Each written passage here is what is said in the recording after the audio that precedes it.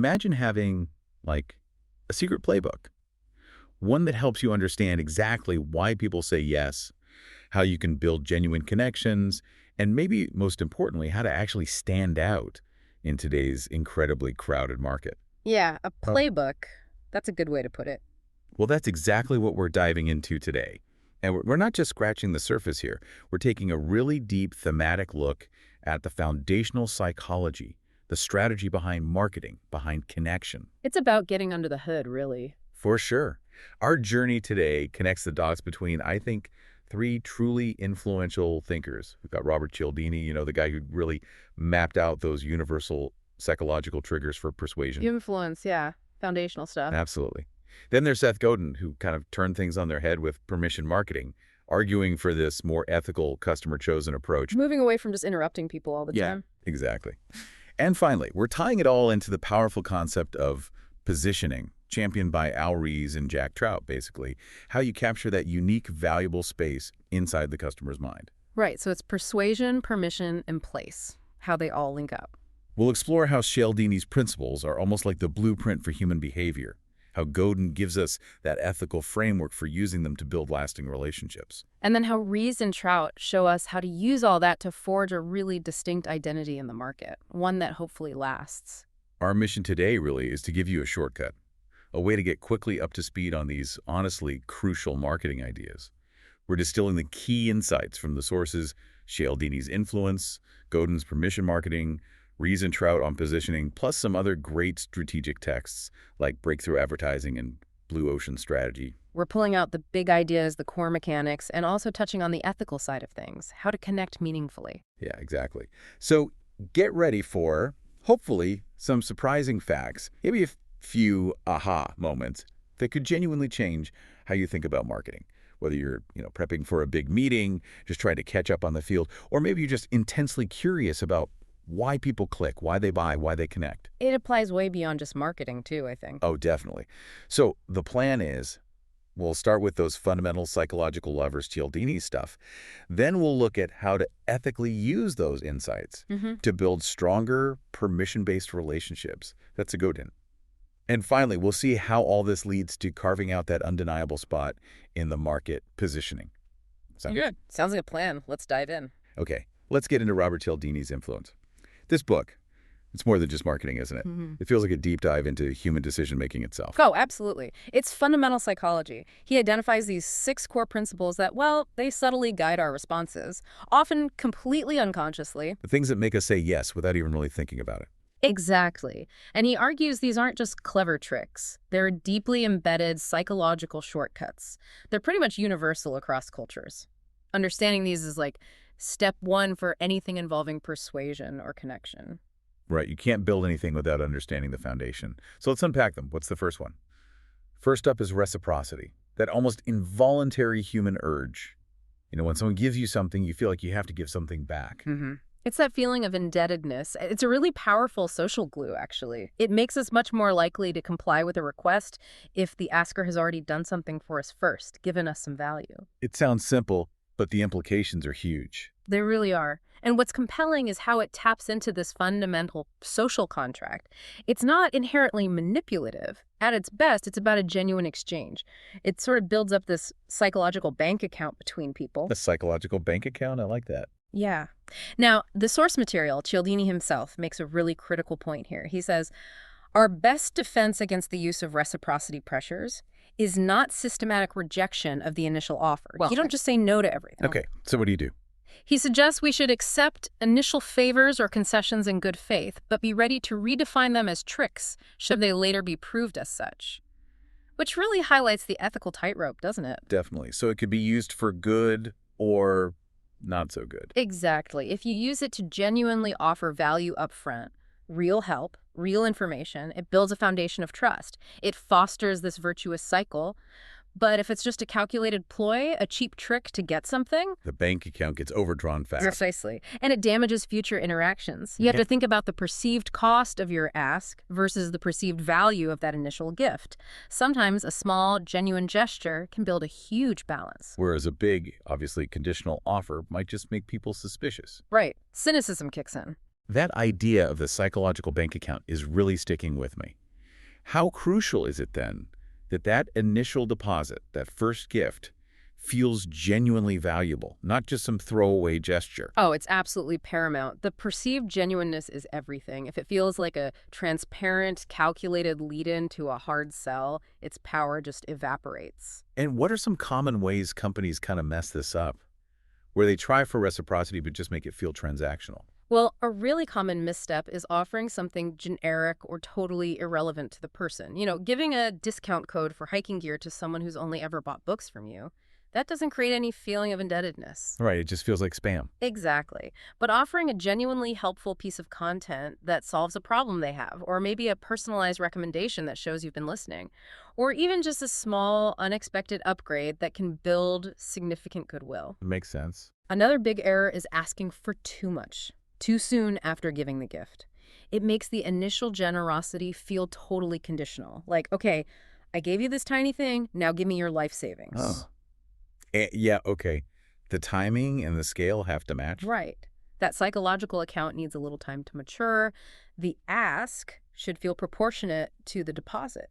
You see this in loyalty programs too, right? The really good ones aren't just about collecting points for discounts. They offer exclusive stuff, early access. Exactly. Things that feel like genuine perks, real benefits of the relationship, not just a delayed rebate. And it's interesting, in some cultures, this principle is even more deeply ingrained. Gift-giving traditions in business, for example. It's subtle, but very potent. So for you listening right now, think about this. How could you offer true value? Maybe it's useful information, maybe it's a small gesture of help, a genuine insight, but offer it before you ask for anything in return. How does just approaching things with that mindset shift the whole dynamic from being purely transactional, just trying to get something, to being relational, building an actual connection? Yeah. It moves from just a take mentality to more of a give and then maybe possibly receive framework. Much more human. Definitely. Okay, what's next after reciprocity? Next, Cialdini talks about commitment and consistency. This one taps into our really deep-seated psychological need to appear consistent. Consistent with our past actions, our words, our beliefs. Well, I don't like to look flaky or contradictory. Exactly. Once we make a commitment, especially if we make it publicly, we feel this strong pressure. It's internal, like not wanting to betray our own self-image, but it's also external, worrying about what others will think. We feel compelled to follow through and act in ways that align with that initial stance. Even if the initial stance was quite small. That's the fascinating part. Even small, seemingly insignificant commitments can pave the way for much larger ones later on. This is the classic foot-in-the-door technique. Right, get a small yes first. Precisely. Imagine asking someone just to sign a petition for a local cause they vaguely support. That small public act makes them significantly more likely later on to donate money or maybe even volunteer their time for that same cause. Why? What's happening there psychologically? That initial action starts to solidify their self-perception. They begin to see themselves as someone who supports this cause. So when a larger, consistent request comes along, saying no would create cognitive dissonance. It would contradict their newly forming self-image. And Cialdini points out that the nature of the commitment matters, right? Like, if it's active, public. Yes, exactly. Active, public, and effortful commitments are the most powerful. The more effort we put into something, strangely enough, the more we tend to value it, and the more consistent we feel we need to be with that effort we've already expended. It's like we need to justify the effort to ourselves. Okay, so let's make this practical. If someone signs up for, say, a free email newsletter, that's a small commitment, right? Does that genuinely make them more likely to eventually buy a related product down the line? It absolutely can, yes. That initial sign-up, especially if it requires a conscious click and maybe sharing their email address, is a small commitment.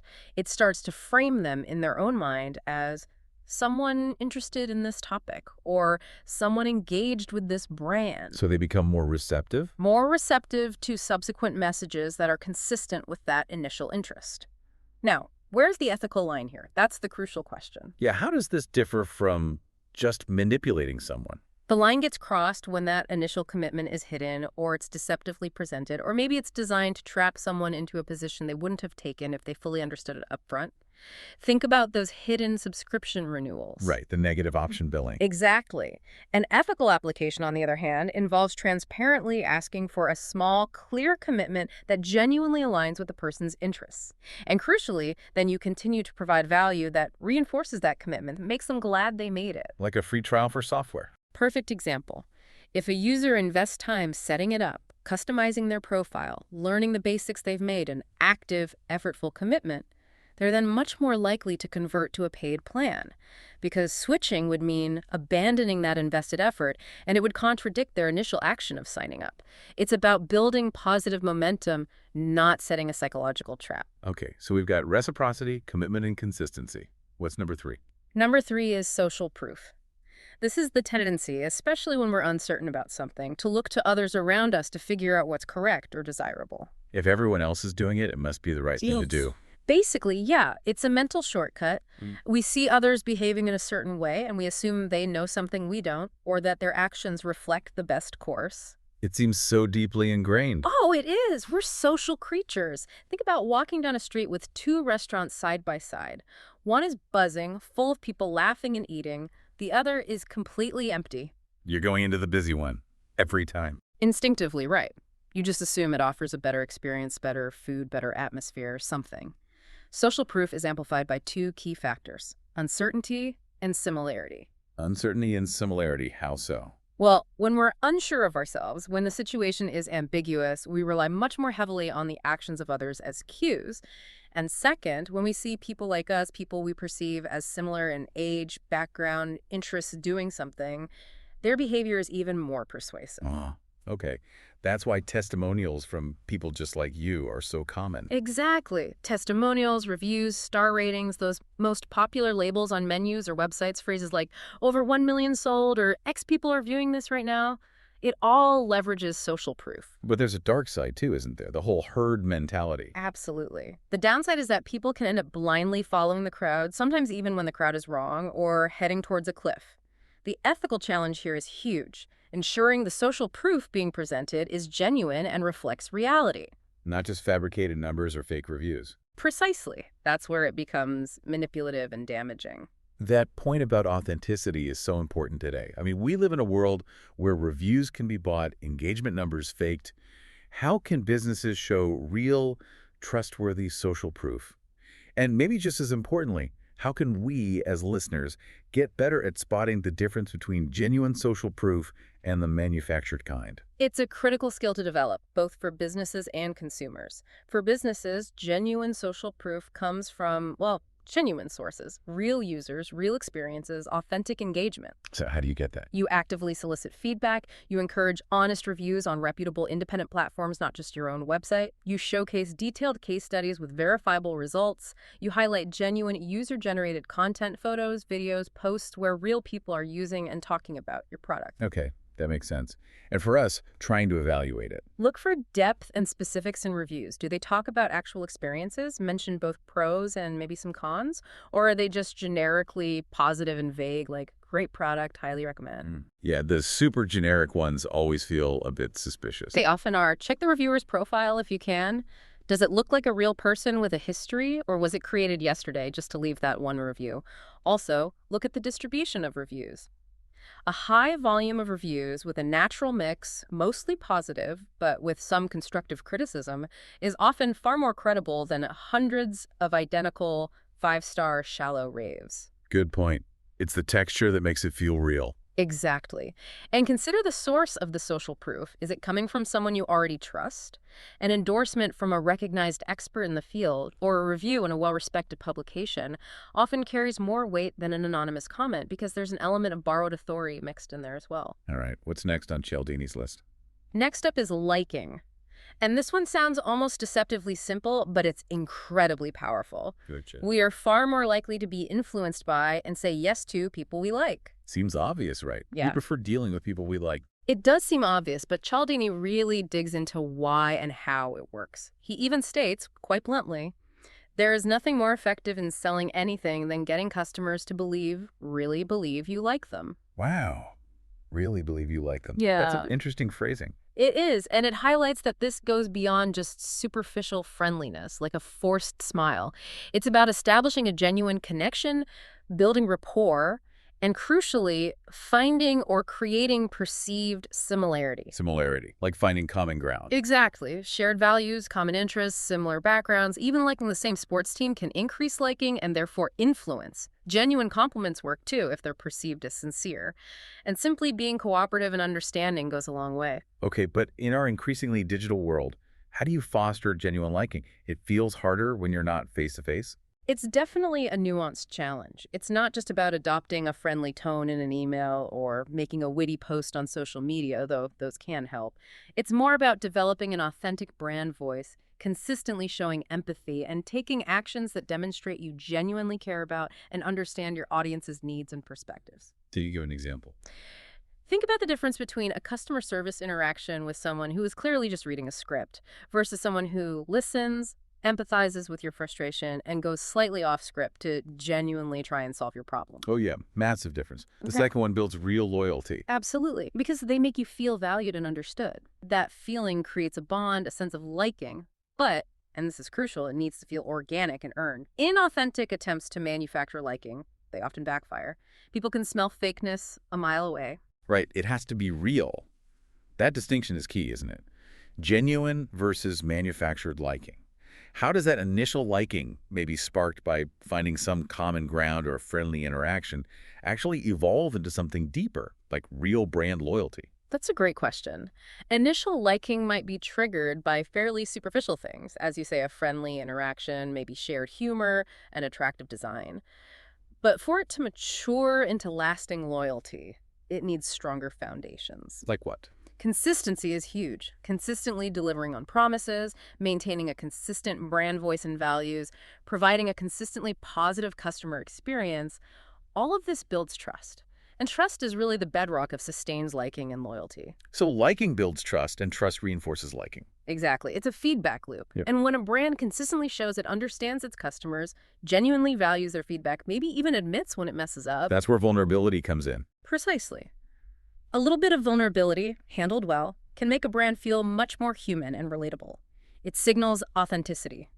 Think about a company that openly shares its sustainability efforts, including the challenges, or one that quickly owns up to a mistake and transparently explains how they're fixing it. Instead of trying to cover it up. Right. That kind of behavior builds a sense of shared identity, mutual respect. It moves beyond just simple liking towards a much stronger affinity and emotional investment that's far harder for competitors to disrupt. Okay, we're moving through them. Principle number 5. Principle number 5 is authority. Cialdini shows how we are inherently more inclined to comply with requests or believe information that comes from individuals or organizations we perceive as legitimate authorities. And this isn't just about, like, police officers or judges. No, not just formal or legal authority. It extends much more broadly to perceived expertise, credibility, status, and knowledge in a particular domain. Why are we so deferential to authority? It seems to be deeply wired into our social structures and probably has evolutionary roots too. From a very young age, we're taught, usually for good reason, to respect and obey authority figures, parents, teachers, doctors. This deference often becomes a mental shortcut. Trust the expert, follow the leader. It saves time and cognitive effort. And the symbols of authority are really powerful, aren't they? Incredibly potent. Obvious things like titles, doctor, professor, CEO, uniforms, a doctor's white coat, a pilot's uniform, prestigious affiliations working for a well-known company or university. But even less obvious things can trigger it. Expensive suits, fancy cars, even just a very professional-looking website or well-produced report can subconsciously signal authority and expertise. Didn't the Milgram experiment touch on this? Famously, yes. While ethically controversial now, the Milgram experiments dramatically illustrated how powerful perceived authority can be, showing people obeying commands from an authority figure even when those commands conflict deeply with their own conscience. Scary stuff. So in marketing, how does this play out? It means things like endorsements from recognized experts, citing scientific research or studies, displaying industry awards or certifications, or even just consistently publishing high-quality, deeply informative content can lend immense credibility and persuasive power to a message or product. People are more likely to trust it if it comes from a perceived authority. Those symbols are powerful, no doubt. But thinking ethically again, how does someone build genuine authority in their field? And they become a real expert people trust without just relying on symbols or coming across as arrogant. That's the million-dollar question, isn't it? Building genuine authority takes time and consistent effort. It requires demonstrating deep knowledge, practical experience, and crucially, a willingness to share that expertise generously, often for the benefit of others before asking for anything in return. It's about thought leadership. Essentially, yes. Publishing insightful articles or books, speaking at industry conferences, conducting original research, consistently providing valuable, well-researched information through blogs or newsletters. It's about establishing yourself or your brand as a reliable go-to resource over time, not just claiming to be an expert, but proving it through contribution. And what about the ethics of leveraging authority? Especially when it might be more perceived authority than actual deep expertise in that specific area. That's where it gets tricky and potentially manipulative. Leveraging perceived authority without the underlying substance is problematic. A classic example might be a celebrity endorsing a financial product they know nothing about just because they are famous. Or an influencer promoting a health supplement they haven't actually researched or used. Exactly. Ethical application means ensuring the authority being invoked is legitimate and relevant to the specific claim or product being discussed. The claims need to be substantiated. It really boils down to earning respect through genuine competence and integrity, not just borrowing the trappings of authority. Okay, we've reached the last of Cialdini's Big Six. What is it? The final principle is scarcity.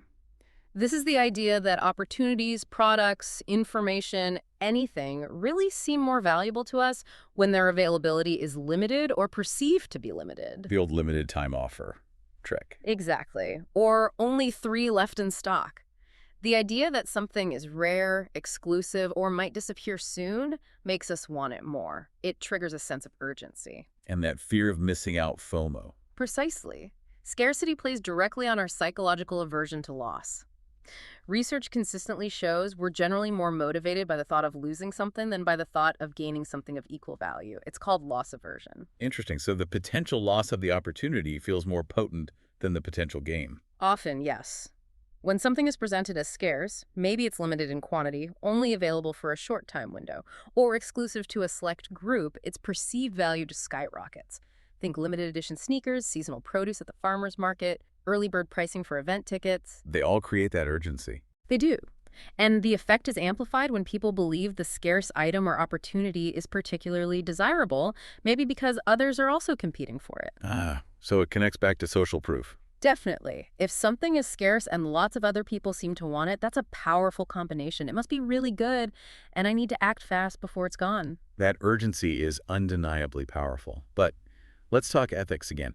How can businesses use scarcity in a way that feels legitimate and creates that helpful urgency without making customers feel manipulated, pressured, or rushed into a decision they might regret later? When does limited time offer cross the line into being just dishonest? The key, as with so many of these principles, really lies in authenticity. Is the scarcity real? What do you mean by real? Well, if an offer genuinely is limited in quantity because of production constraints, or limited in time because it's a seasonal promotion or a specific event-related deal, then communicating that scarcity clearly and honestly is generally fine. Think about a concert venue.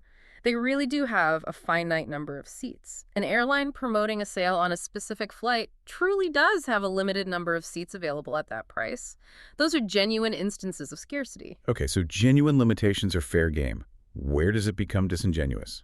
It becomes disingenuous and, frankly, manipulative when the scarcity is fabricated or artificial.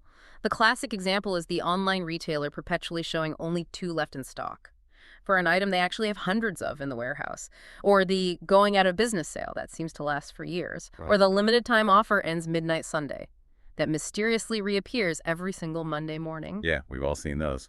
Exactly. And customers are getting savvier. They recognize these patterns of false scarcity, and it massively erodes trust. It damages the brand's credibility in the long run. Ethical application involves being transparent about the reason for the scarcity. Is it truly due to limited production? Is it tied to a specific seasonal event? Is it a genuine introductory offer with a clear end date?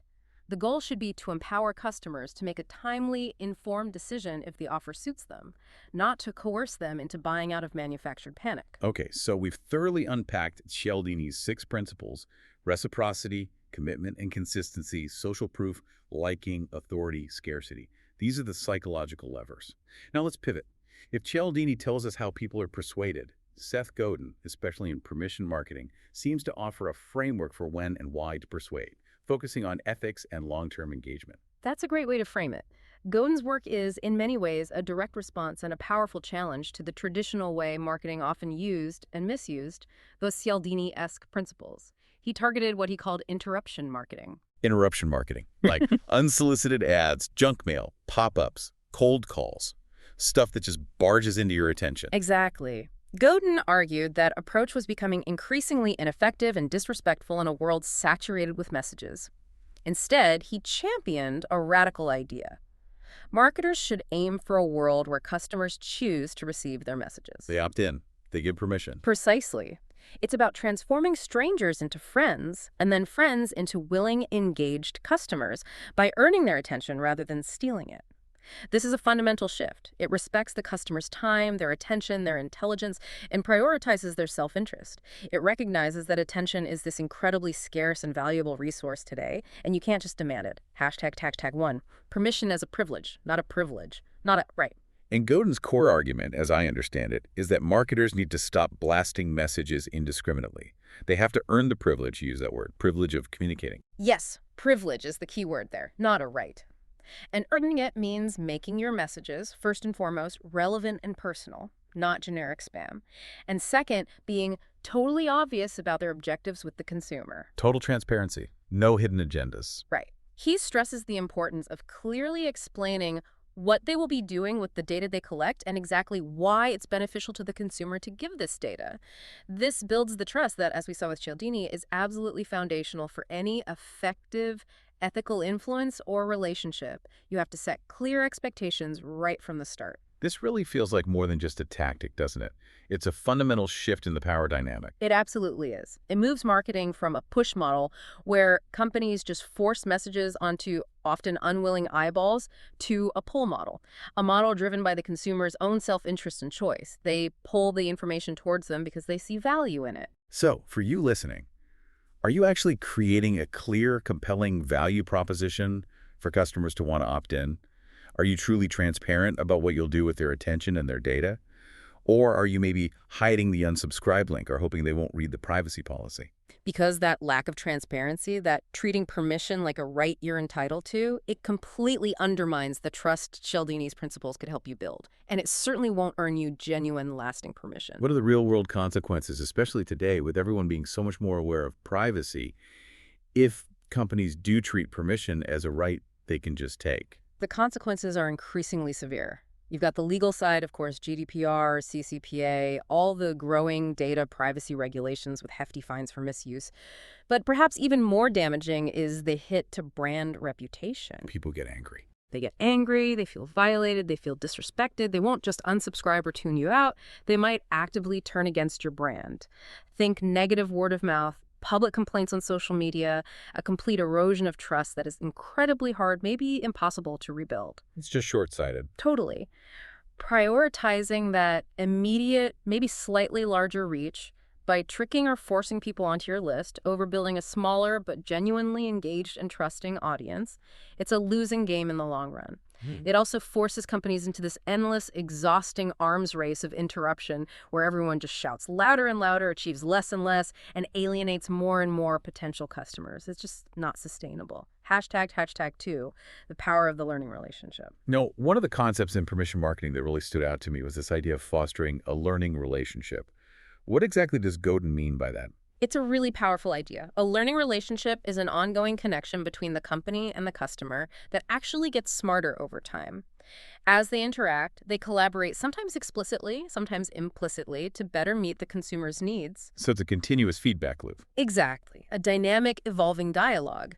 And this relationship, Godin argues, fundamentally transforms the company. It allows them to become a mass customizer or even a true one-to-one marketer. How so? Because as individual customers teach the company more about their specific preferences, their habits, their needs, the company gets progressively better at anticipating those needs and providing exactly what they want, maybe even before they ask for it. Like Amazon's recommendation engine, perhaps. That's a classic example. Or Netflix suggesting movies.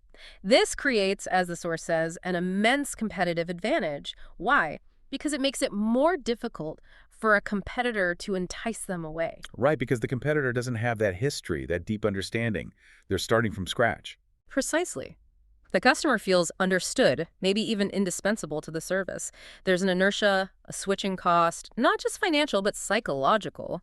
Of course, building this requires sophisticated systems behind the scenes. You need good CRM systems, data analytics. Robust customer relationship management, yes. Right. Advanced data analytics. Increasingly, AI and machine learning are playing a huge role in processing these vast amounts of individual customer data and turning them into personalized actions or communications at scale. The book gives a great example with Peapod, the online grocery delivery service. Yes, that's a fantastic illustration.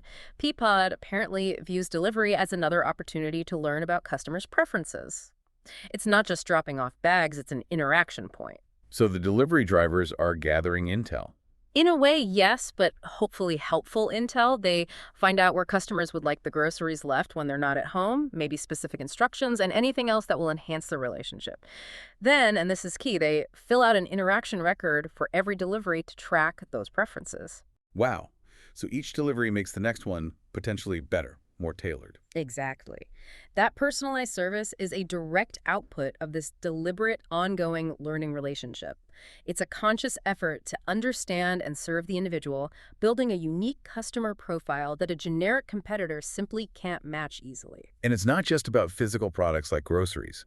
The sources make the point that anything digitizable is ripe for this kind of customization. Absolutely. Things like software, periodicals, telecommunications services, and especially entertainment, movies, videos, games, and recorded music.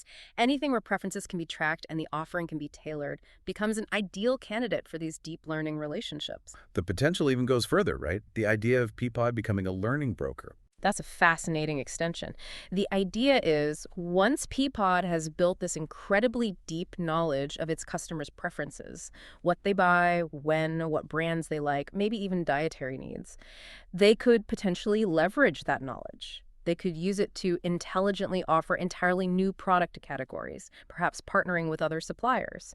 They'd essentially be arbitraging the information they've gathered through the permission-based relationship. Moving from just selling groceries to becoming a broader curator or facilitator of the customer's lifestyle needs. Exactly. It's a huge potential shift.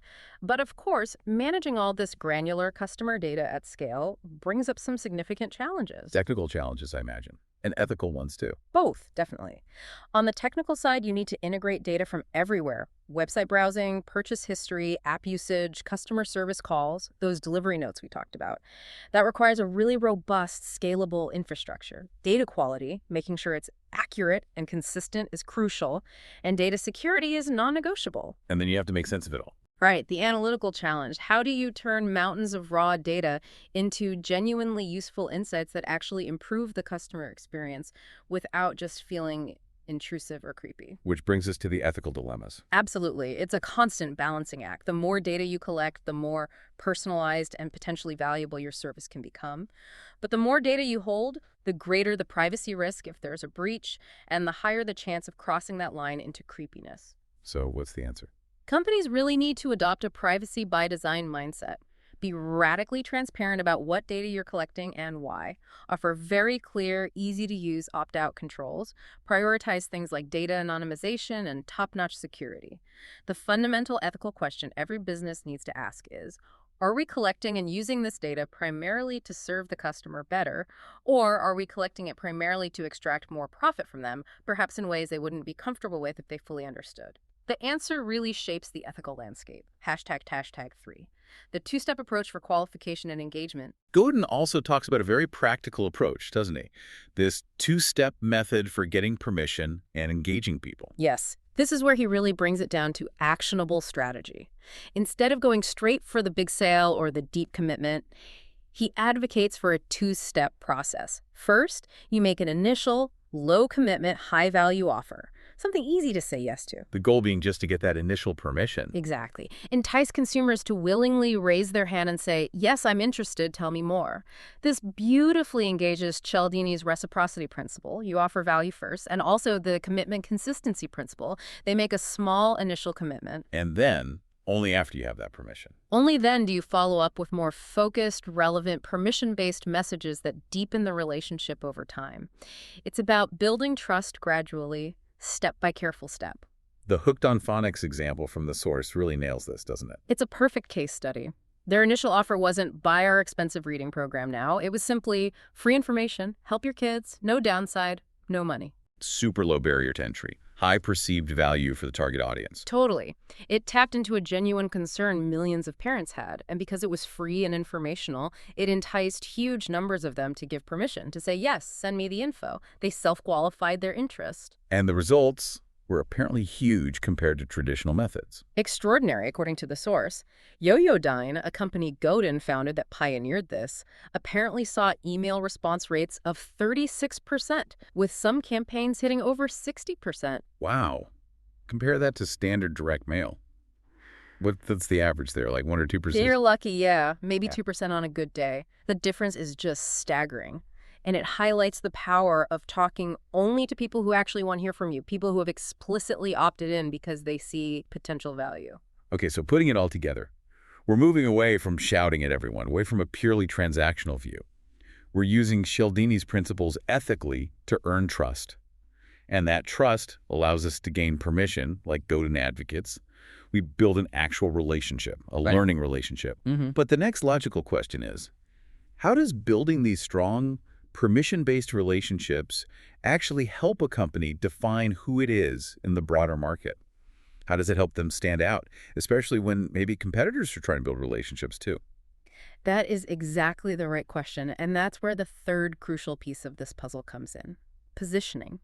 The framework really brought to prominence by Ries and Trout. Right, positioning.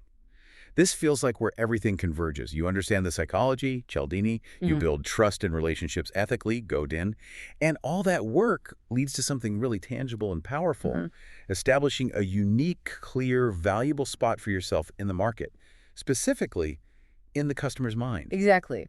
Positioning, as Ries and Trout framed it, isn't just about your product features or even just your marketing message in isolation. It's about the distinct space you occupy relative to competitors within the prospect's mental landscape.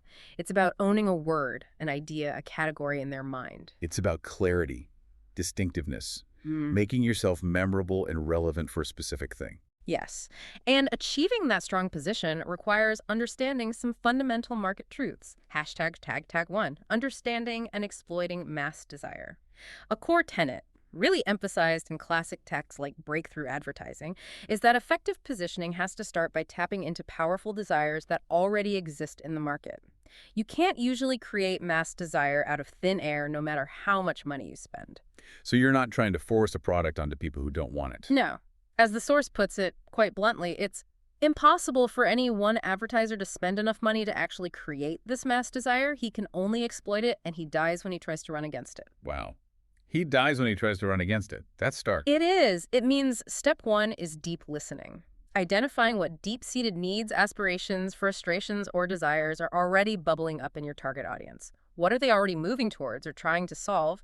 You need to tune into those prevailing cultural or psychological currents first. The book gives that striking automotive example from 1948. The American public, post-war, apparently had this mass desire for cars that looked longer, lower, wider. It was a symbol of optimism, prosperity. Right. It tapped into the zeitgeist. But Chrysler, despite presumably knowing this, chose to buck the trend.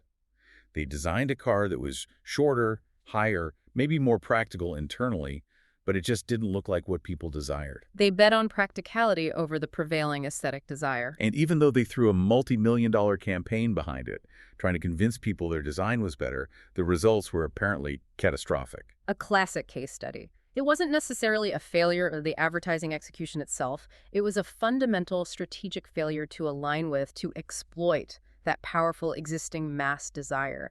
You simply couldn't persuade people to want something fundamentally different from what the cultural tide was pulling them towards at that moment. It really underscores that idea you have to recognize the tide before you can even think about riding it.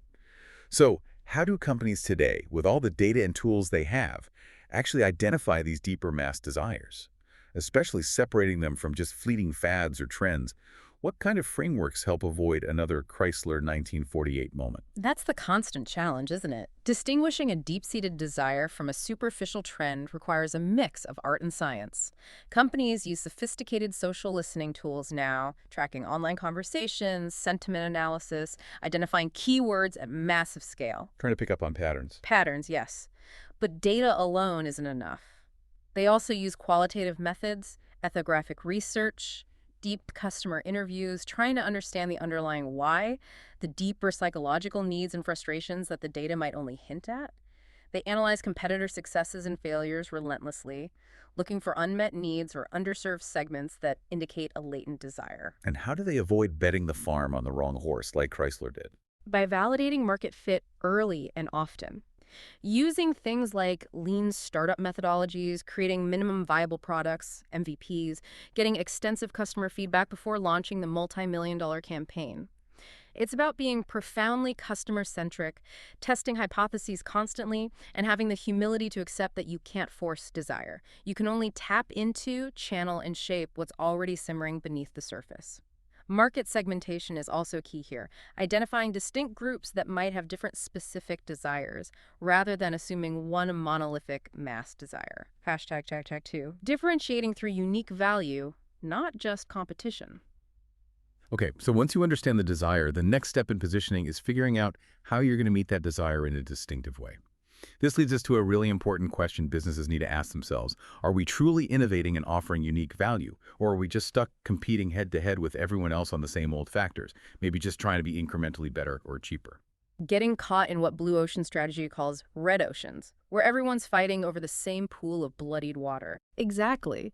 Blue Ocean strategy argues for breaking from the stranglehold of competition. The goal, according to that source, shouldn't be simply to outperform competitors. Instead, it should be to offer a quantum leap in value that made the competition irrelevant. Making the competition irrelevant. That's a powerful idea. How do you do that? By innovating at value, not just positioning against competitors, it means challenging the fundamental assumptions of your industry, questioning all the factors an industry competes on. Maybe you can eliminate factors customers don't really care about, reduce others, raise some, and create entirely new sources of value. So true differentiation isn't just being slightly better, it's changing the game, offering a fundamentally different value proposition. Precisely. It's about creating new market space or serving existing markets in a radically different way. And Michael Porter's foundational work on strategy reinforces this. He argued that firms ultimately can always choose to win as either a cost leader or a differentiator. Find a unique way to offer value, differentiator, or find a way to offer acceptable value at the lowest cost, cost leader. But as the source summarizes his view, what they can't do is win any other way. Trying to be stuck in the middle, not really different and not really cheapest, that's usually a recipe for mediocrity. Making your competition irrelevant, not just beating them. I keep coming back to that phrase. It is such a huge mindset shift. Instead of fighting tooth and nail for the same existing customers, you're either creating entirely new demand or serving existing customers in a way that nobody else can even touch. You establish a unique position. You're expanding the pie, creating a new pie, rather than just battling for a slightly bigger slice of the old one. But surely, finding these blue oceans, these uncontested market spaces, must be incredibly difficult. And even if you find one, what stops competitors from just rushing in and copying your quantum leap in value pretty quickly? It is difficult, no question. Identifying blue oceans often requires deep empathy, really understanding underserved or even unarticulated customer needs. It's often less about asking customers, what new features do you want, and more about observing their frustrations, the compromises they're currently forced to make with existing solutions. Think about Cirque du Soleil. They didn't ask circus goers if they wanted more theater. They saw an opportunity to blend elements and create a whole new category appealing to a different audience. Okay, so observation and challenging assumptions. But what about the copycats? That's where sustainability comes in. A truly defensible blue ocean strategy, a strong position, usually involves more than just one clever idea. It often relies on a combination of factors that are hard to replicate quickly. This could be unique intellectual property like patents, it could be proprietary technology or processes, it could be strong network effects where the value increases as more people use it, think social media platforms, or it could be deeply ingrained operational efficiencies or unique company culture that allows you to deliver value differently. Like Apple's ecosystem. Apple's ecosystem is a prime example. It's not just the hardware design. It's the seamless integration with their proprietary software, the App Store with its massive developer base creating a network effect, the retail experience, the strong brand loyalty built over years. Replicating that whole package is incredibly difficult for competitors. It's about building strategic moats around your unique value proposition, making your position defensible over the long term. #3. Crafting a clear and authentic brand identity. And this brings us to the brand itself. A strong position, as Ries and Trout really hammered home, isn't just a clever tagline slapped onto an average product. It has to be deeply embedded in the reality of the product, the operations, the entire customer experience. It needs to be authentic. The marketing has to reflect the substance. Precisely. Look at Apple again. The source notes their unique position comes from a complex suite of proprietary technologies, their ability to manufacture, quote, at a scale large enough to dominate pricing for the materials it buys, and those strong network effects from its content ecosystem. Developers want to be where the users are. Users want to be where the apps are. These are tangible underlying substance elements. The branding, the marketing, then works because it effectively communicates and reinforces these real advantages. Yeah, the Think Different campaign resonated because the products felt different. Exactly. And consider Starbucks. Their initial aim, according to Howard Schultz, was creating a meaningful personal experience, largely built through a word-of-mouth strategy centered on the store experience, the third place. But then, as the brand expanded outside our stores into supermarkets, onto airlines, they were forced to actively rethink our brand positioning. How do you maintain that personal experience identity when your product is just a package on a shelf? It shows positioning isn't static and needs to evolve but remain authentic to the core. Even way back, think about General Motors in the 1920s under Alfred Sloan. They were masters of differentiation. Absolutely. The source mentions GM's divisional concepts from 1921.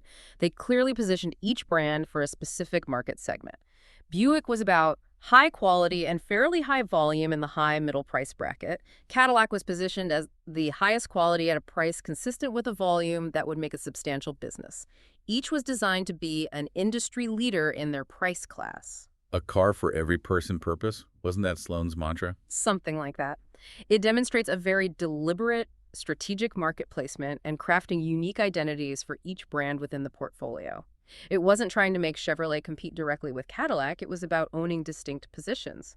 So if we connect this back to the bigger picture, positioning isn't just a slogan, it's the entire ecosystem of value a company creates: product, service, experience, culture, and how authentically and clearly it lives up to the promise of its chosen place in the market. It requires that deep market understanding we talked about, but also intense strategic focus. And clarity in communication is vital here, too. Absolutely critical. Guy Kawasaki's Art of the Start makes this point forcefully. If you are incomprehensible, you will fail. Potential customers, investors, employees, they won't get it. He advises, cut out the jargon, redo your pitch from scratch, and practice your pitch until it's crystal clear. If your audience can't immediately grasp what makes you unique, what specific space you own, what problem you solve better than anyone else, you've already lost the positioning battle. You need to be able to distill that complexity into a single, compelling, memorable idea that resonates. That is your position. #4. The importance of focus and what not to do. And that leads perfectly into the final piece of positioning, something Steve Jobs was apparently famous for emphasizing: the critical importance of focus, of knowing what not to do. Yes, the quote attributed to him is powerful. Deciding what not to do is as important as deciding what to do. That's true for companies, and it's true for products. Why is saying no so important for positioning? Because a clear, strong position, as Ries and Trout also stressed, requires focus. Trying to be too many things to too many people inevitably dilutes your brand and confuses your position in the customer's mind.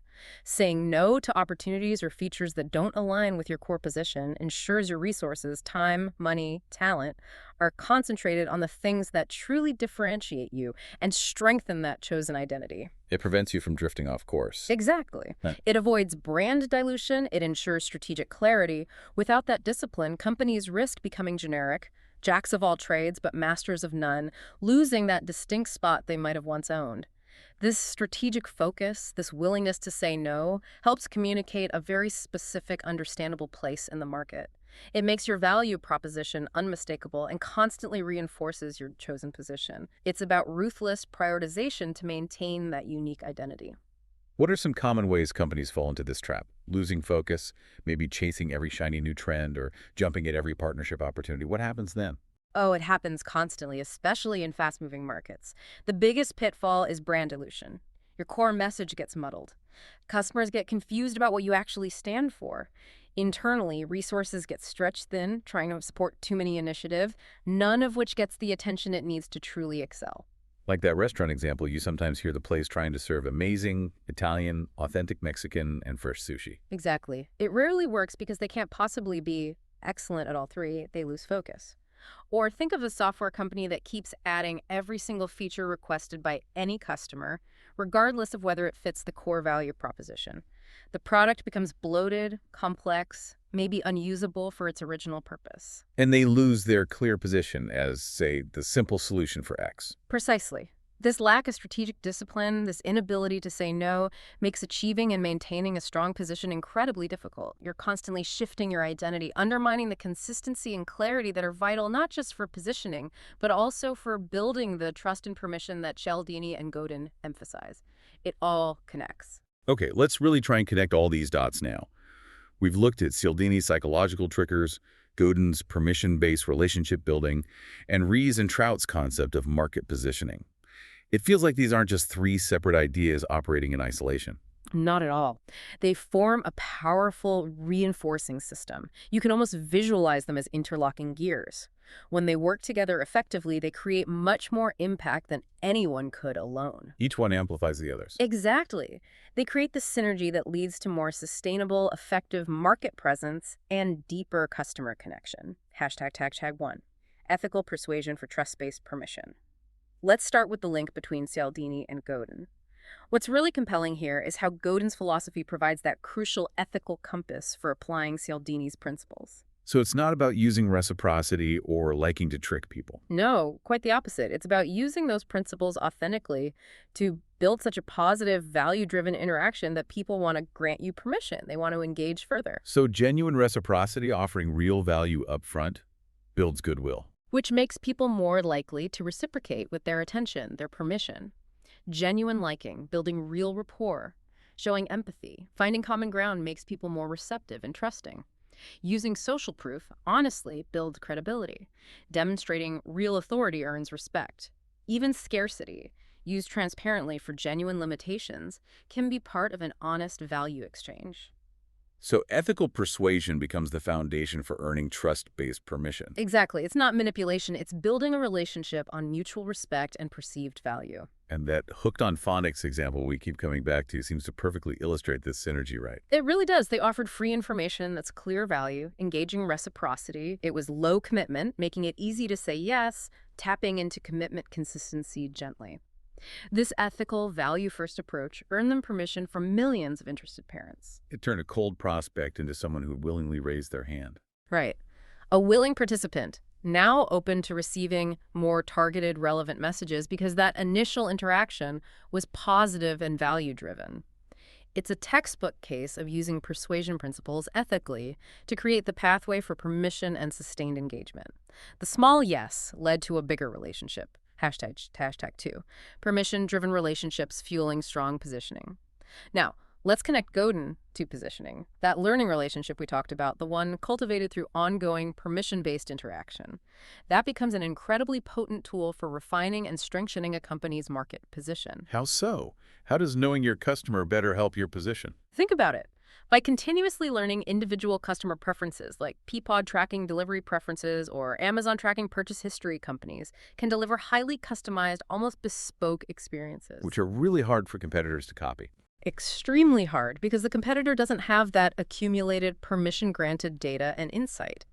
This deep personalization doesn't just make the customer happy, it actively solidifies the company's unique place in that customer's mind. They become positioned as the company that truly gets me. So the relationship itself becomes a differentiator, a core part of the position. Absolutely. This ongoing dialogue, this adaptation based on learning, isn't just about boosting short-term sales, it's strategic.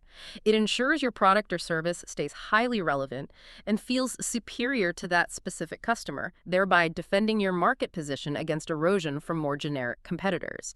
It makes your position incredibly sticky. It builds loyalty that's hard to break. Exactly. It establishes a long-term competitive advantage rooted in that deep permission-based understanding.